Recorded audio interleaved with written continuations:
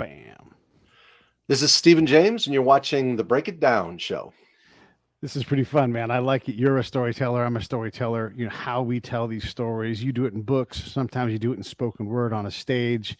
I do it here in the podcast. I write Yeah. a little stuff, but it's incredible that I think now more than ever, someone can build a living, depending on what it is, doing this. So there are way fewer barriers and a lot more competitors.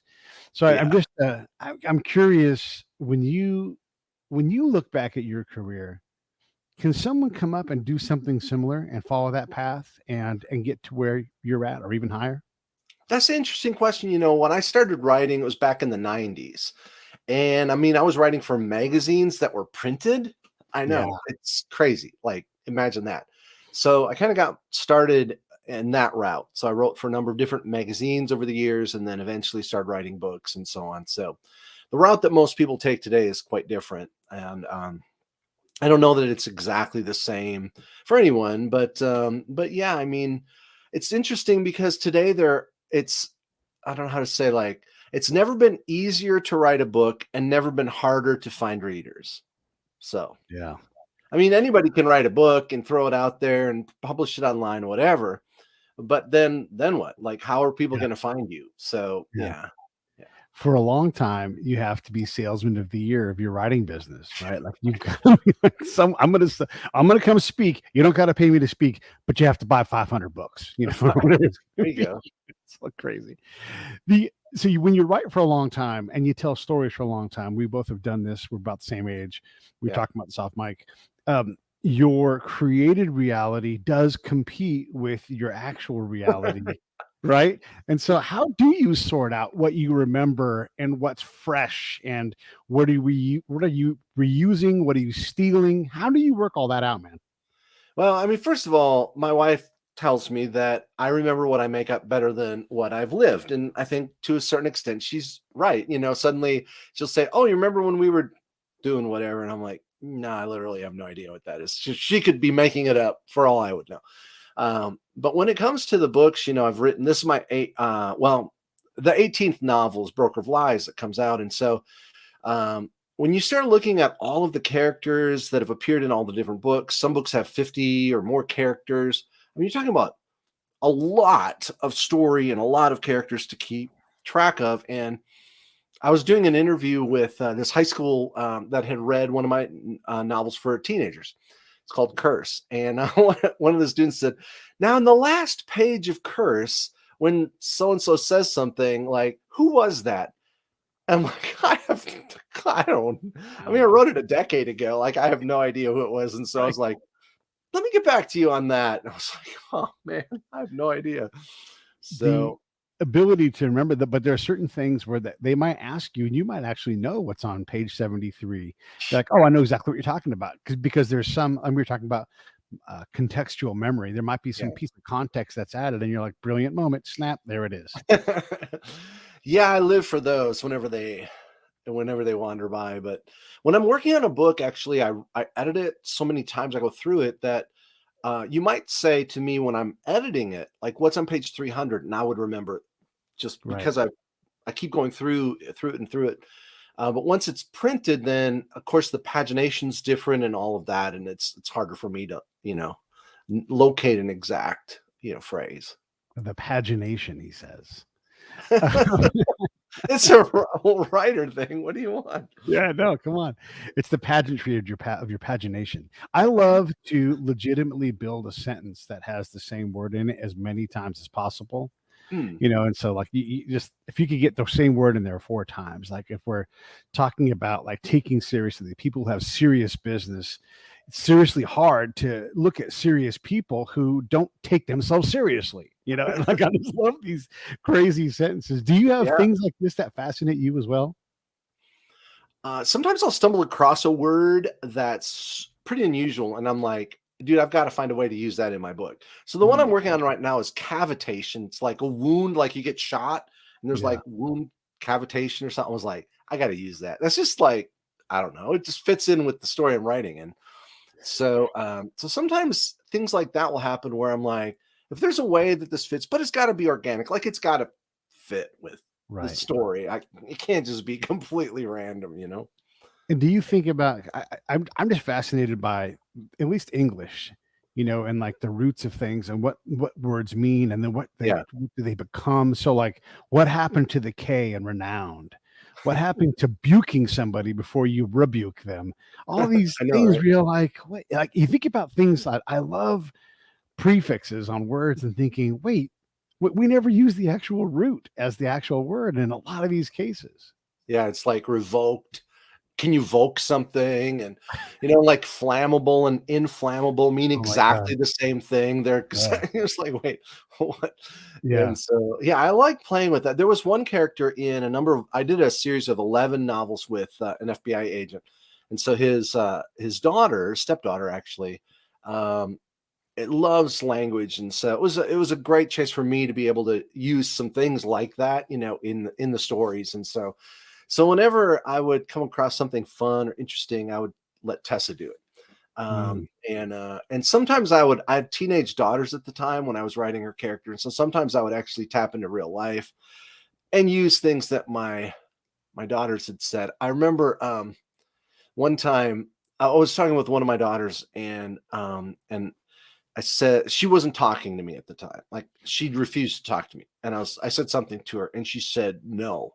And I said, "You just talk to me." She yeah. goes, "But I'm using small words." It's like, "Okay, I'm using that in my book. That's pretty good." Yeah. So, yeah, That's yeah. One that's time fan I was doing, this one scene, actually, I walked in, I knocked on my daughter's door, and I was like, "It's time to get up," right? She goes, "Turn off the light."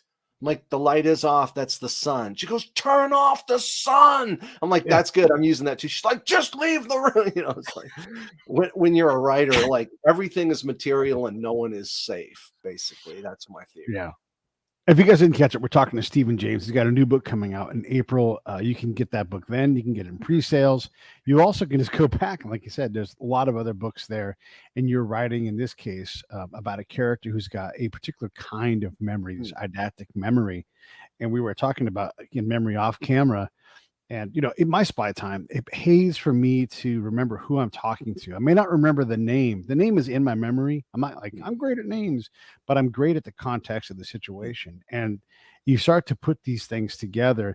But this poor guy is kind of stuck with these things. Like I can rest and, there's always something turning in your head, right? And so you go get yeah. in the shower, you go work out, you go to sleep, and then I wake up and I'm like, I figured something out, right? By resting. But it doesn't seem like your character gets to do that.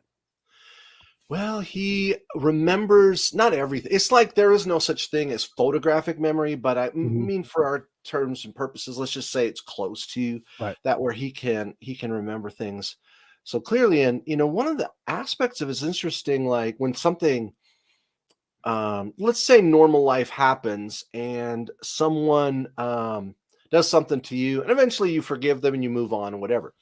He can't forget those things. Like he remembers those things. Yeah. And some people would say to him, like, "Your memory is a gift, like you can remember." But he's like, "Yeah, I remember every slight people have said to me. I remember every time that I've hurt someone's feelings that I care about. It's like I remember every time I've put someone down or been put down." He's like, "My memory's not a gift, it's a prison." Yeah. And so it's a different way of looking at, you're like, "Wow, that's interesting. How do you forgive someone when you cannot forget?" Right. Um, Right. and so he's become a super interesting character for me because that's clearly not my memory, but to ask those questions, right? Like, Yeah. that's the big aspect of being a storyteller, is asking what if. Yeah, what if this character was in charge of this, and what if this happened, and they just play Right. it out from there. Aaron Hook puts on a great note. I got to mention it because I use this too, talking about disgruntled and what happened to disgruntled, and what if you misgruntle something? I A lot of know, times we be put dis gruntled, in I front of it. guess. What we really mean is miss. Oh, yeah, no kidding. And I was trying. I mean, there's so many, like, disenfranchised. Can you be Right. enfranchised? Like, I Yeah. literally don't know. Right. And can Yeah, you just be franchised? I know. Like, I you don't take know. all I guess we were all right. So you were talking about memories and what this guy has. And there's actual people like this in real life. Like Yeah. one of the musicians we had on the show is a guy named Sly Stone. A lot of people know who Sly Stone is. A lot of people don't. We're all impacted by his music, but his curse and his blessing are music. Like, so he can't turn the fountain off, Hmm. and it can drive you. And I think it does in his case, drives him towards insanity Huh. because there's just this music just pouring through him all the time.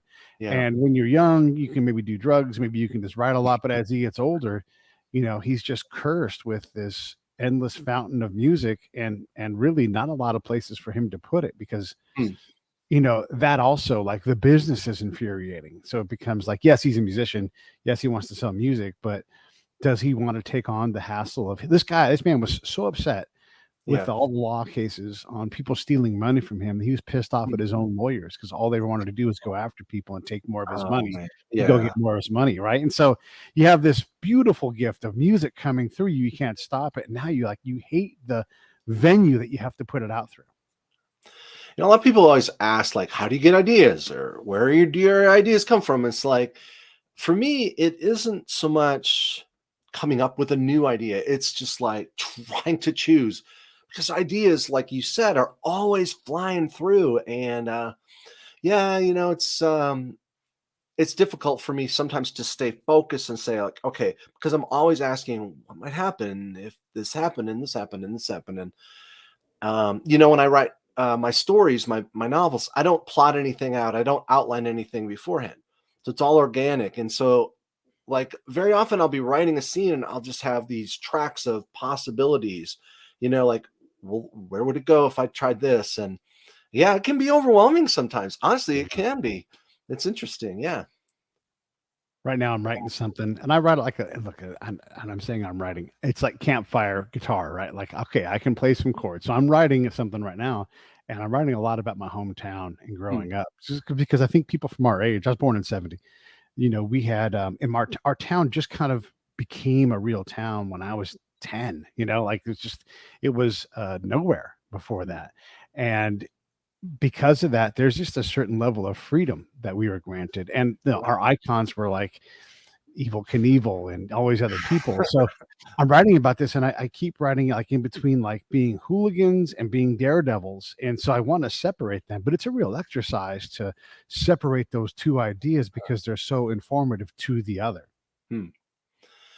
Yeah, I grew up kind of the same age, and probably sort of some of the same heroes and things like that. And it's interesting when we start talking about spy novels and spy stories. It's like, is this person a whistleblower or a traitor?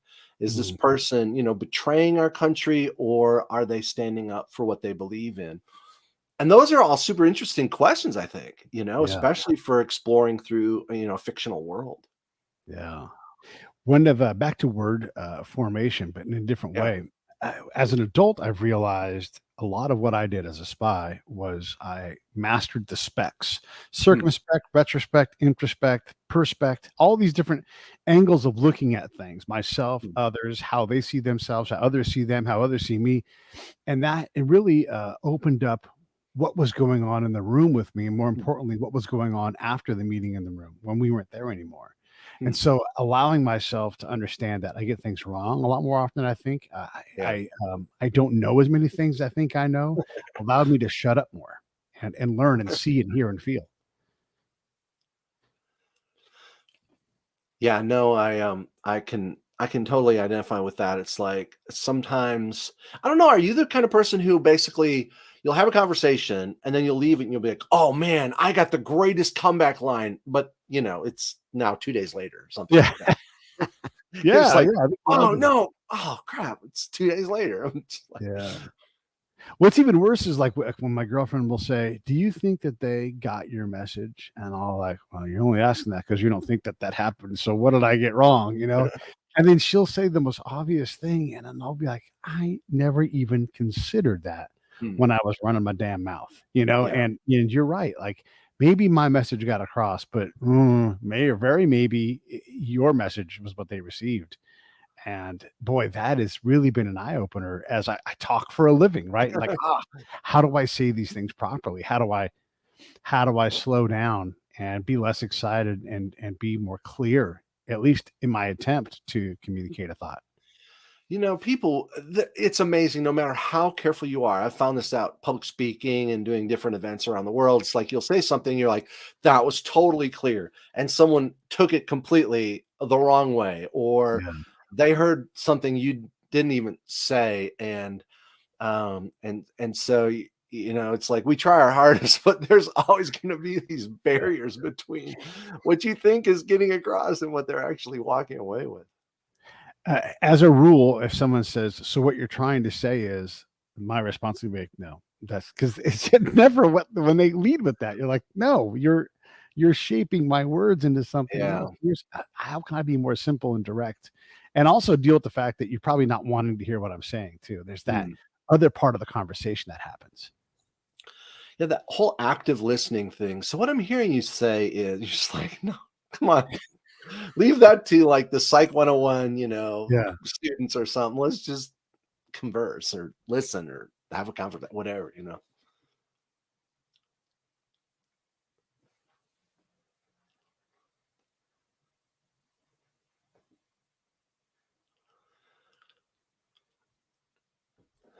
Well, you, you froze up on me on this end. So I don't know if we're still in the show or what's going on. So I'm gonna give it just a sec and we'll see what happens. Ah, the Wi-Fi, there it is. God damn it. We got a storm here in California, and it's kicking I my was Wi-Fi. like, all right, well, I'll just interview myself. That'll work. Yeah, I appreciate that because it might happen again. Yeah. Anyhow, I was talking about spies and whatnot, not being able to watch Jack Ryan because, you know, what I do is impossible, right? But I can't do 5 people's jobs. I'm a pretty good badass. If you get in front of me and you say, "Hey, shoot me," I can shoot you, right? Mm, But that's not what I do. What I do is I talk to people, I make friends, I network, mm. and I find things out that nobody else can find out, which is really impossible across language, across religion, across geography, ideology, all these things to actually be Yeah. effective at that stuff. It's pretty incredible. I don't know that it makes for a good story though. You know, it's interesting because stories have to have constant tension and conflict and, characters trying to accomplish something and failing to do it. And a lot of normal life, like I've done a number of books with law enforcement officers, FBI agents, and so on. A lot of their life is basically paperwork. They're just Mhm. filling out paperwork. That doesn't make for the greatest story. So it's like, so sometimes you have to give your character, well, you throw them into the fire and you just kind of see how they're going to respond. And sometimes, yeah, that's the struggle though, is to keep it believable Mhm. and also, engaging. Uh, where like probably the best compliment I ever got on one of my books, this guy was a detective. He's like, I've been a homicide detective for 17 years. And when I read your books, I feel like I'm at a crime scene again. Those were some of the FBI novels. And so to me, I was like, there you go. That's like the best compliment that I could get, is that there's an authenticity, to it. Mm. So that's a huge challenge for me. I always try to really talk with people in the field if possible, and as much as possible get, accurate, believable information. Yeah, that field talk, right? Like I have a friend of mine, Kat Connor. She's written a bunch of FBI, novels and everything. And Mm, she's really marvelous at this. And she feels so much what she's doing. She knows her mm. character. She grieves when they die, but she Yeah. also knows like parts of Virginia that she shouldn't know, but she can just like almost channel it. I don't know if that resonates with you, but she can just be part of that area, and she just kind of time travels to Hmm. these places as she writes these stories because she just it's beyond personal. It's intimate with her. Yeah, with a lot of the characters uh, that I've written over the years, it is almost like they're real people. And when I enter the story, when I'm working on the story, I can almost hear this like, you ought to say that, or I wouldn't say that. I would say this. It's like, how is Mhm. this happening? Because it's like, aren't you made up? But it doesn't seem like they're made up at all. And so yeah, entering their mindsets, entering their world, like what you said, the areas where they work, maybe at Quantico or wherever it might be, with the FBI, Right. it's like, yeah, you start to really see things through their eyes. Right. Yeah, of course, there's a Dunkin' Donuts when you turn left out of Quantico. because there has to be one there. Like there just has to be because that's where these people go, and that's why there's one there. Because some businessman's like, I'm just going to put a donut shop right here because there's going to be Marines coming out of Quantico, and they're going to want a donut. Um, it's incredible when you think about that. One of the things that I also appreciate from a lot of talking to a lot of authors is that, again, back to the specs, where like you go, okay, this is how the scene goes, but what if I see this from Jeff's point of view, Yeah. and what does it look like now? Yeah, sometimes when I'm writing a scene, especially from a villain's point of view, I mean, you might think of it in one perspective, like from the victim or whoever it might be, but to step into the villain's point of view and say, like, okay, let's say that I really am this terrorist or serial killer or whatever it is. What would I be thinking? What would I be doing in this situation? And it can Mm, be terrifying, honestly. There have been a few books where I've started it and I had to put it aside for a while. I'm like, I can't get in that mind space right now.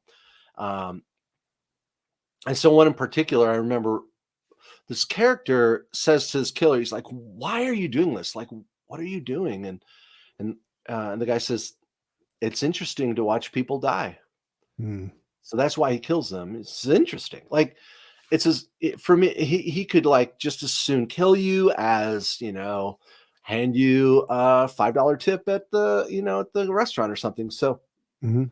um, but to get it to be that person who just finds it interesting, that's terrifying for me. Yeah. But yeah, for writing those scenes and stepping into his mind, it's like, all right, what would he naturally do? Well, I sometimes tell people, like, for me, the question isn't so much always what would this character naturally do, but what would they do if I got out of the way? And then when I write, I try to cut the leash and just let him go and let him Mm. act without restraint. And that can be terrifying at times. Johnny Cash shot a man in Reno just to watch him die, right? It's the same kind of thing, Mm. and it's like that's why he said it. It's like it's the cheapest way to do it, right? Just to do that, and you bring elements like that in. You're right. It informs who your guys are, and as you're in your character moment, how do you clear out the streams so that you can type and keep up? Because it's got to be spherical what's coming at you. It's not just a linear like then this guy says this, then this guy says that. I mean, the more that I'm in the moment as I'm writing, the more things sort of unfold before me. And so there are a lot of distractions that can come up in life and stuff like that. So, but what I try to do is like really enter the scene and then just listen Mm, and look around and describe what I see and just write what I hear. And it's in those moments where very often surprising things will happen. I remember one book I was writing called The Night a number of years ago, and I thought I knew who the killer was. Like I was pretty sure I'd written it. I worked on it for about a year, but I just couldn't get the ending to work. And so finally, it was due like I think July 1st. Then I got an extension till August 1st, September 1st, November 1st. Finally, November 10th, they're like, "We need this book." I was like, "Yeah, no, it'll be good." So it's the 7th, and I was like, "I don't know how to finish this book." Anyway, mm. I'm flying out somewhere, and as I'm on the flight, I was like, I knew what the answer was. I had to change who the killer was. I mean, it's a 500-page book. It took me a year to write, and so I get to this airport in Cincinnati, the airport Starbucks there, and I call my editor. I'm like, "I've got some good news. This book's going to be even better than we thought." She goes, "Oh, I'm glad to hear that." I said, I need to change who the killer is." And there's this long pause. And Yeah. finally she goes, "As long as it's a better book, I trust you." And it was one of those things where like I knew Mm. instinctively it needed to be that new way, but man, it was hard to admit that, come to the place to say, okay, I'm going to rework parts of this story and actually make that happen. You are making a million choices every 10 minutes when you Yeah. type and write these things, right? Like you like, okay, I have to stop typing at 4 because I got to take my kids to the recital and I'm looking for a homicidal maniac right now. Like, you got to change your headspace, not only to prevent your kids from hearing like what's in your head, but also like to be their dad, right? But then you also have, should this killer, is this really, are they working together? And you're sorting all these things out. You got a deadline in your head. And when you're in there, when you're in that moment and the Yeah. emotions are just going crazy, How do you, is it a developed skill to sit with that and go, God, this is hard to write? And you, but you like, sometimes you have to force yourself to write. Sometimes you need to step back. How do you sort out all these dang things that are going on internally with the story, but also externally with life? I really try to step into the book and actually work for a couple of hours at a time, like a chunk of time. I don't do as well where I'm like, "All right, I've got 10 minutes, I'm going to work on something," and Mhm. I just like disappear into it. And interestingly enough, like when I'm working on something, I print it out. Like I might print out, say, 50 or 100 pages and start reading through that before I get to the Mhm. new stuff I'm working on, like the new scene. Yeah. And because context to me is really super important. What are the characters thinking and planning and doing, and what are they hoping for? And sometimes I always tell myself, like, remember, every character enters every scene hoping for something. What are they Mm. hoping for? And if I don't know that, I probably don't know what the scene's about. But if I do know that, I can then really direct it so that they're striving and hoping for something. And of course, something gets in the way. It's not easy. And so I'll go through and just make notes on the printed page, then Mm. flop open the computer and type all those changes in, print it out again, and just kind of go at it that way, sort of slowly chipping away at where the story wants to go. Yeah. Yeah. Yeah. Are you kind of a word vomit and then winnow kind of guy, or is it pretty refined when you get it out? I go through so many drafts that by the time I get to the end, it's pretty much together. Okay. And I tend to write, this will sound so old school, but I am old. So I tend to write with pen and paper sometimes, like Yeah. not just compose at the keyboard, but actually write out. I find that I go through fewer drafts when I do that. And Mm. I don't know if it's because the way that grew up, Yeah. writing, processing, but yeah, tend to handwrite more than some of my friends and contemporaries do. So it is a fact when I'm collecting and doing my spy stuff, and in general in modern war, I'm always advising, when we're in the fight, that Hmm, affect beats effect. hmm, If I as a collector can get to emotions way more powerful, the information that comes out. If I've just got the top of mind response to every question that somebody thought up from far away, that ain't gonna do anybody any good. I've hmm. got to connect with this person on some level. It doesn't mean we gotta fall in love, but I'm Yeah. looking for cognition and emotion. And if I can do that, affect will kick effect's ass Hmm. every single time because I'm getting I'm learning what the response to stimuli is, Yeah, and then that's I can interesting. exploit I that. like Yeah. Yeah, for me, whenever I'm writing a character, the more that I get to know that character, the more I start to understand not just what they would think, but how they would feel in certain situations. Kind of a little bit like what you're, just talking about. Mhm. And I may come to a place like after I've written about this character for say 6 months or something. All of a sudden, I'm like, Mhm. you know what I wrote 300 pages ago? They would never say that. They would never think that. They would, that's not honest to. And Mhm. I'm going back in time and changing what I wrote, but understanding, their desires, where they hurt, the like what you just said, the feelings that they have, all of those really do help a story Mhm. to unfold in a believable way.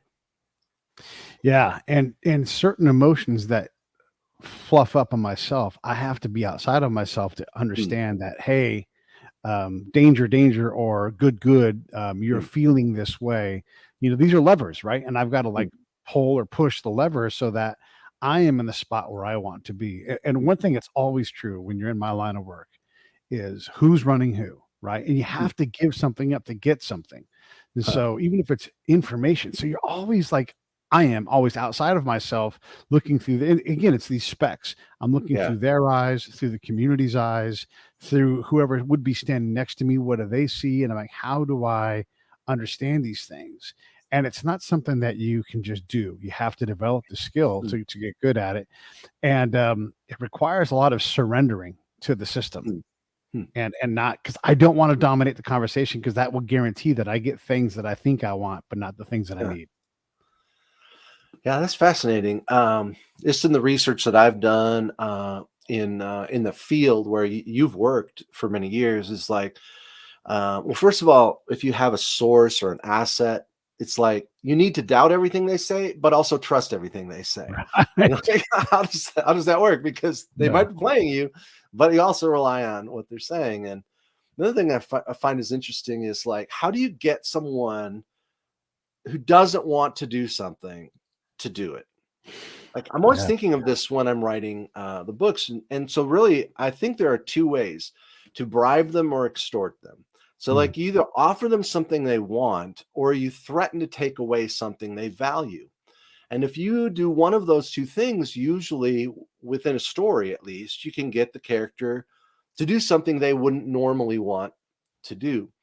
So, understanding as much of the psychology of how we think and how we trust, betrayals, and all of those things, and then trying to find a way to weave them into the story. It's fun, but it is definitely a challenge for sure. So there's more of the ways than just those 2 ways. Yeah, There's, they can be compelled by things. So if you're in an Afghan village and you're an American, yeah, you're like, "We're gonna have a meeting." Okay, you can compel them to have the meeting, but that's more stick. But once you're there and they say, "Hey, we're gonna do something," you have to sit back and you have to look and go, "Is this actually gonna happen?" Well, there's no religious elder here in town, so there's not it's not gonna mean anything. No one's mm, actually committing to this. yeah, There's no honor in this decision. And so if you can use their path to get to get to your result, uh-huh, it's uncomfortable as fuck. I mean, it's not huh, easy to use the Afghan cultural path. But if you can do that, you don't have to encourage or discourage. yeah, They'll just go down the way they want to go. And it's remarkable, but it is delicate, deliberate, fraught with errors and problems, mm, that process, because it's not easy to be Afghan, because I can't yeah. be. Wow, yeah, that's crazy. So yeah, I mean, the more that you understand the way that they think, make decisions, process, move forward, I feel like all of that would be, super helpful. Um, and so yeah, you can try to tap into that. I'm just Mhm. trying to translate what you just said to the books that I write. And Yeah. I think, yeah, there is a certain sense of the more that you understand how another character might react, respond, the more you can hopefully nudge them Yeah. or direct whatever, Yeah. And this just be kind of throwing the ball back to you then in this way. One of the things that I use is, well, the main thing I've learned to use is trust, right? And so I have a trust bank. It's big. My job is to get them to trust me. So I come Mm, with a lot of credit on my trust. And mm, you're welcome to burn me, but I'm going to continue to be reliable. mm, And so I'm extending low risk trust. I'm always testing trust to see if it's there, because it's going to be there after I think it is. mm, I know Pete is going to assume earlier that, hey, we have trust, and we don't yet. But then you can go to high risk trust, mm, where Muhammad's like, "Hey, Pete, come with me. Leave your army guys behind, and let's just go hang out with my family." mm. Now, this is enormously dangerous for him and for me, right? This is a Yeah. high risk exchange. And so I've tested it. And if I believe I really have that trust because we've passed certain tests, then I can do that. And that changes the game again, because now I can be introduced to people that don't want to be introduced to people like me. Yeah, that's super interesting, moving up the ladder of trust, Right. and also up the ladder of consequences. Like it's like the low trust Yeah. is lower consequences, but all of a sudden, like the stakes Yeah. are elevated for Yeah. sure. Once, yeah, Yeah. once you move up that, yeah, Yeah, um, because yeah, it's crazy, because the culture of them is like, say, "I'm gonna protect you," and you have to now decide, am I willing to bet my life on that? And if yeah, I do, and I say, "This is dangerous for me to do this, and I have to trust you," they'll mm, talk it through with you. They might kill you, but they didn't kill me, but they right, might kill you still and lie to your face. But that is part of the whole danger of what we do. mm, mm. Yeah, in a fictional realm, I'm always thinking of the stakes of a certain choice, consequence. Mhm. So, Mm. like, the higher the stakes, the more risk, and obviously, hopefully, the more tension. But living through that totally different experience. I can't Yeah. imagine. That's cool. And so there's another element to this, and I don't know if this is interesting to you or not, but I belong to the military in this case, right? Yeah. Even though I'm an outside element to them, I'm in the Department of the Army, right? And then there's the Army, so family but cousins. And Mm, so I have this trust with this elder, and I'm getting more trust. It's going to be more of these meetings that people don't yeah. want to be part of. And so there's a couple of things. I'll just go down one direction, but externally, if I go out, I have to go to the guy who kind of drives the ship every day, right? Like the unit has everything going on, and there's one guy kind of standing there, like Meryl Stubing, and going, "Is everything going in the right direction? Am I anticipating everything?" So I've got to go to this guy and say, "Hey, an American may or may not be prepared to go off camp with some very important Afghan elders. Would you, as the guy who's kind of driving the ship, would you want to know where that person was, or would you not want to know about that?" Hmm. And that guy, he understands the code. He's like, if there was an American doing that, I'd want them to have a radio and a call sign, but I would not want to know they were leaving the camp. But if I had a grid square, it would be great to know that. And so, like, we're communicating in this way where I know nothing, and yet he knows enough to know. And so he's trusting me, Hmm. very high risk trust, because I'm not Yeah. telling him shit on purpose, and he knows that. So there's this other crazy element of trust in the real world where you're like, I'm going to go do this. And maybe you can't tell your boss because he's like, the fuck, if you are, there's no way you're going to go do that. But it needs to be done. Yeah, I was just trying to think of different relationships and the trust that you have in those, and then sometimes the betrayals. And in this book, there is a character who trusts someone intimately, I will say, and is betrayed. Right. And just the sense of like, can you ever really know someone? Yeah, I mean, we think we know people, right? But can you ever really, really know someone? And then if let's say a betrayal or something takes place, should you have seen that coming, or is it just because humans are humans and we sometimes do that to each other? Yeah. Yeah. Especially if you want something bad enough, and if I can get my source, if I get them galloping emotionally, I just take my hands off the reins and let them go where they want to go. But trust, I know I'm in charge of that. I can Hmm. drive them. If I'm on a horse, I can drive them with my knees. I can let go of the reins, and the horse is like, I'm finally free. But really, I'm still in charge the entire time, because you don't want to find yourself overestimating your trust, or Hmm. thinking that it arrives before it actually does. These things will get you killed. Wow. Yeah. Just this last week, I was doing some research in DC, and I went to the Spy Museum. I don't know if you've ever been to the International Spy I've not Museum, but been.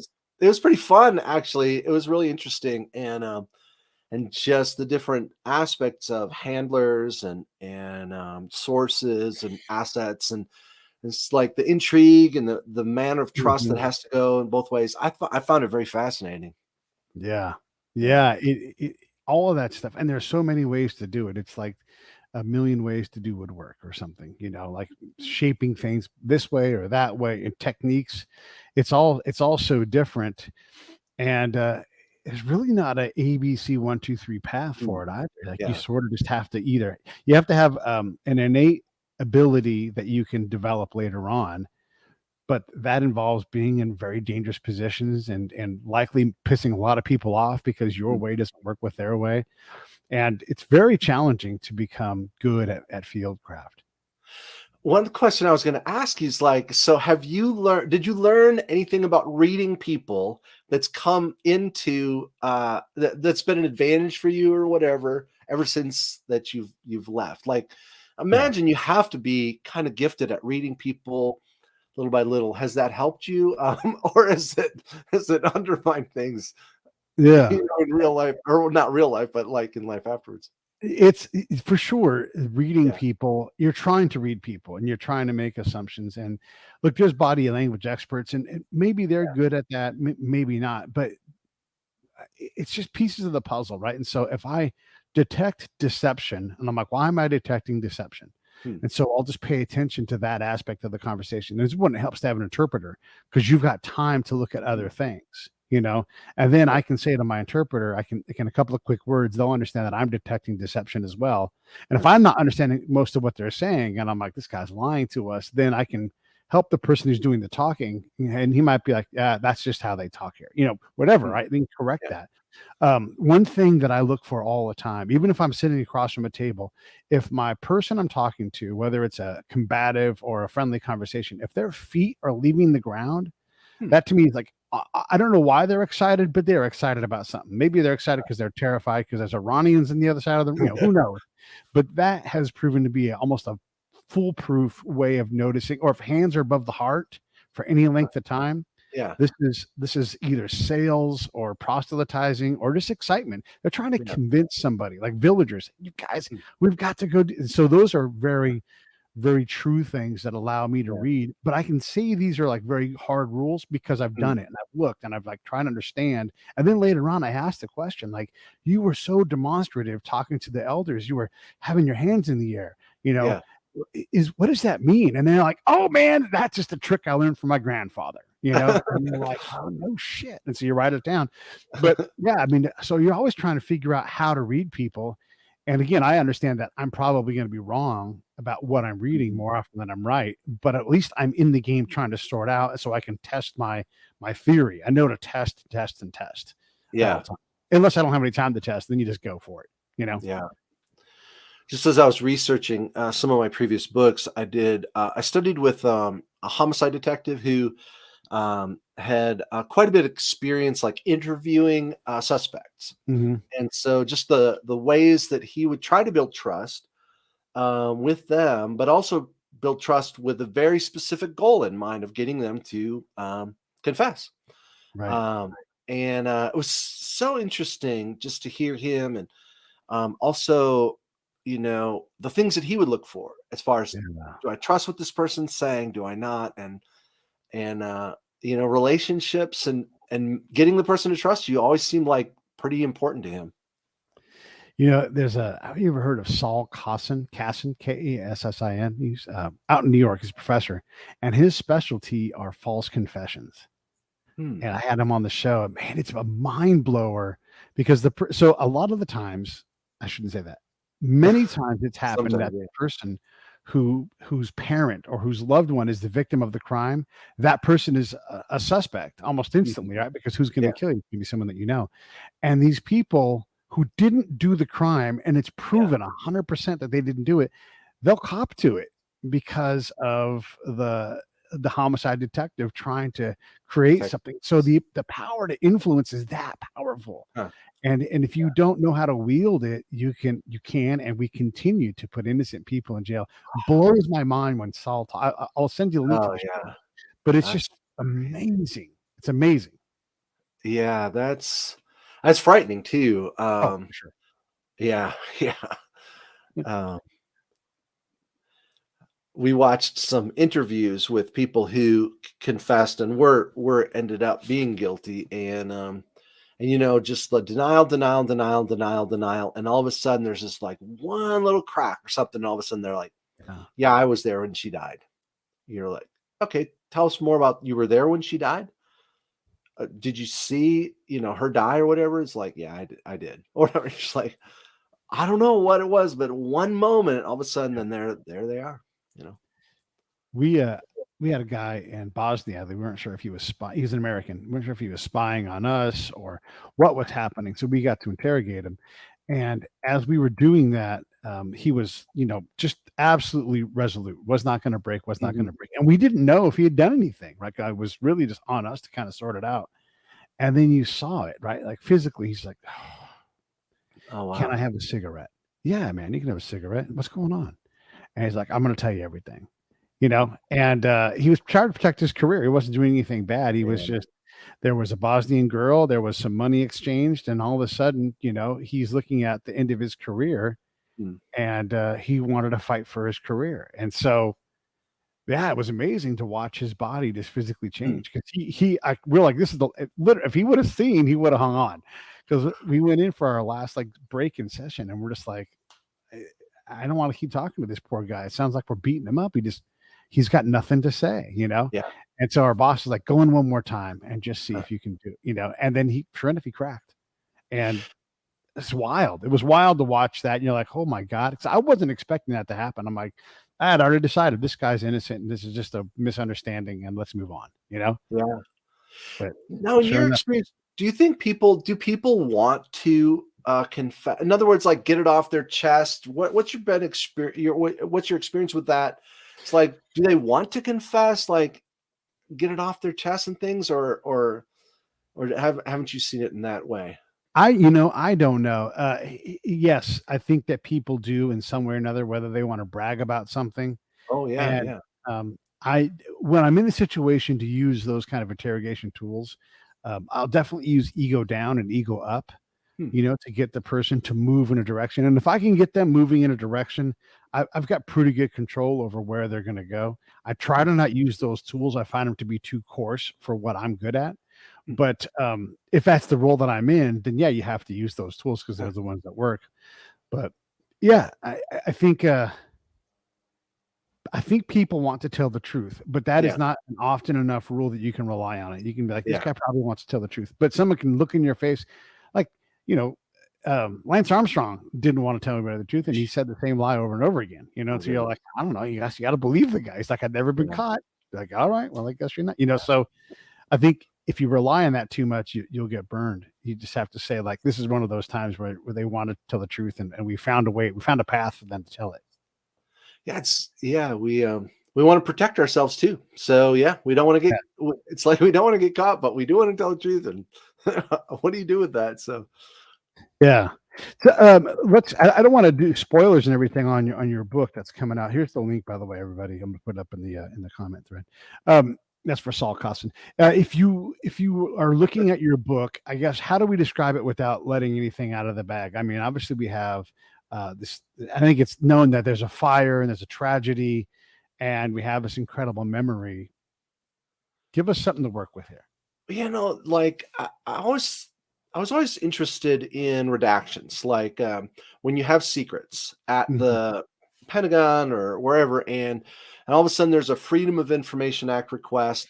Who decides what can get released and what can't? So I thought, Yeah. what if my character, that's him, that's his job. Like he's got this incredible memory. He can look over all these top secret and classified files and realize we can release this, we can't release that. And so basically, he's the guy who knows all our secrets. Yeah. And so then when the adversaries of the United States find that out, they come after him because they realize what he's capable of and what he knows. He ends up on the run and has to then work with basically a disavowed Homeland operative to stop a terror attack, a domestic terror attack. So there's a lot going on. But what really drew me to it was just this idea of a character who knows all our secrets but can't tell any of them. Like, Yeah. how do you know which line to redact out there and which you don't? So yeah. It's that I mean that person exists, and they're in all of the units, and it goes up and everything else. And so when you see things like President Trump or Secretary Clinton, when they're like they have access to all this classified and it's not stored properly, you're like, well, all you have to do is ask Chris over there, the declassification officer. They'll tell you. It's and it's on them to know, and that's on Yeah. them to elevate if they don't know. And so it's so crazy. We all know this. We all know that these Yeah. things exist. And you're right. It's an amazing job because most of what is written is not classified.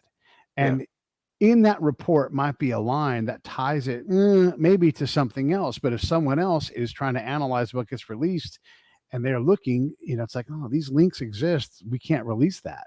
Yeah.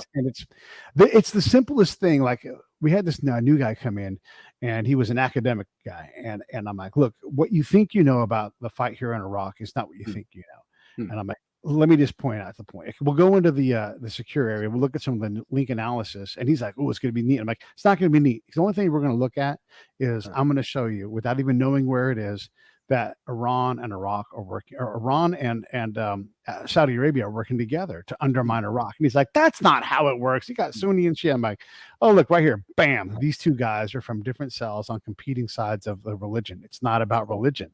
It's Yeah. about influence. And so you see those things, but you can put that together in a way that if you release these things out and you don't have a sense for how they all go together, you can for sure Yeah. expose something like Yeah. that people don't want to know that you know that. That's the real spy. Yeah, it's how they work together. And so a person, but he has actually a secret of his own. And so there's a lot in the book that has Yeah, to do with secrets and betrayals and intrigue. And I've always liked stories with a twist. I yeah, always love that. And so like when I'm writing, I'm always thinking, is there a way where there could be a surprise? Hmm. and it turns out that there is quite a surprise at the end of Broker of Lies. So anyway, so it's just super fun. It's a game. It's a Yeah. game where it's interesting because readers want to guess how something's going to go. Like they Yeah. want to anticipate, but they want to be wrong. It's like, Yeah. because if they're right, they'll be like, oh, come on, I saw that coming 100 pages ago. So they want to Right. be surprised, but also satisfied. And so it's just it's fun game. And I Yeah. love, entering into that realm and trying to give them what they didn't even know they want. I love that whodunits are coming back, and the thing that you're talking about with, you know, in writing a story, and this in storycraft, this is more for the audience. You can always put irony or a twist of fate. Mm. I also like to take these catchphrases like twist of fate and flip them and go, how about a fated twist? Or what's good for the goose is good for the gander, but is what good for the gander good for the goose? And like you can switch these things around, and just even these little tools allow you to see what you're writing in a different way. And I think it's just a fantastic way to like examine your own work. Yeah, I sometimes do that. I play a lot with titles. I'm always thinking about, what would be an ironic title if, possible. And so sometimes I'll hear a phrase or I'll be like, oh, that would make a good title because things are, flipped around or whatever. And I Yeah. heard this one song. I can't remember the name of the song, but one of the lyrics is um, a most honorable sin. And I was like, Mm, that's the greatest title yeah. ever because, like, what is an honorable sin and why would it be the most honorable? And how do you even have that? So I was like, oh, I wish I would have come up with, Yeah. with that little nugget right there. That's a good title. It's just these great things, right? These little catchy things that can become a song or whatever it is. Yeah. Yeah. They're just moments in time. And again, like when these ideas are flying by, you grab that one, you're like, that's useful. Let me put that in the notebook, Yeah. and get there. And you must at this point now feel like, hey, that stream of ideas is always going to be there for me. I don't have to write them all down. I just have to whatever and then receive them. I Yes, I kind of wish I could write them all down, but I'm always, what's fun for me is when I get into a book and all of a sudden you can kind of channel or funnel all those ideas within a certain context. Okay, so I Mhm. know that I'm working within this certain story world. Well, then all of a sudden the ideas start to play out and within this world, and it kind of like it's interesting that I feel like one of the first steps to creativity is not brainstorming. That's the second one. But the Mhm. first one is limiting yourself. Like once you've limited yourself, then you can start to brainstorm within those, I guess, confines within that square, whatever you want to call it. Mhm. And it's like it sets you free. And so like sometimes in my writing classes, I'll say, okay, go ahead and write a story. I'll sit down and like they'll be sitting there like, I don't know what to write. A couple minutes later, I get up. Well, do you have anything? Half the people have nothing, written. So I'll say, okay, in the next 3 minutes, I want you to write a story about a pickle that doesn't want to get Mm. eaten. All of a sudden, 3 minutes later, everybody's got a pickle story, right? Well, what was it? The difference was not that they don't have any ideas, it's Yeah. that we have far too many ideas, right? And so we don't even know where to start. And so once you find that limit, the limitation, like in this sense, the story I'm working on, all of a sudden, then you can start to unfold, and the story just begins to emerge before you. Yeah, you were talking, I watched an interview as I was prepping for the show, and you were talking about how, like, stories are sort of human, and Hmm. and even little kids have story. You were talking about, an example of 2 dots of light and how they Yeah, interact, yeah. and people told the story, and that was really and I think you're right. Story is on board with a human as soon as they're able to cognate. But the other thing that you guys talked about, I really wanted to get into this too, because it's fascinating to me, is younger generations. This is not a knock on younger, this is a difference.